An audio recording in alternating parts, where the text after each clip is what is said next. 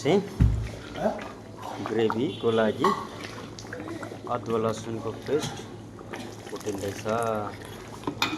यो यसरी राख्नुपर्छ।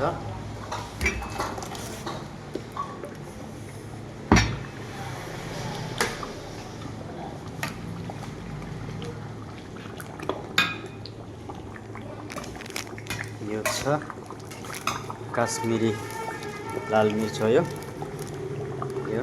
एभरेस्टको काश्मिरी लाल मिर्चले चाहिँ पिरो हुँदैन, तपाईँहरूको भुँडी बिगार्ने काम गर्दैन, तर कलर चाहिँ दामी आउँछ। यसको तेल चाहिँ राम्रो छ, यसले कलर राम्रो आउँछ हो।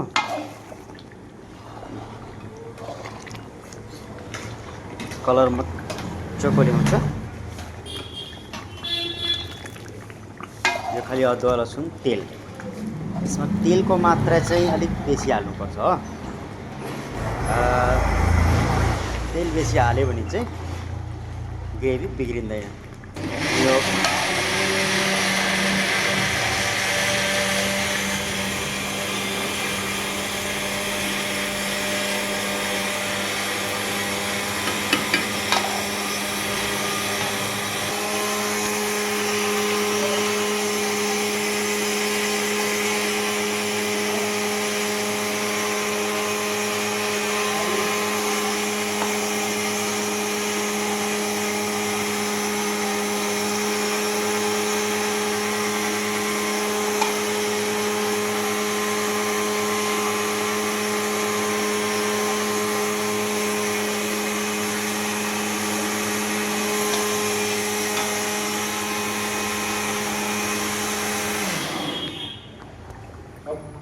तातो खतरा हेल्दा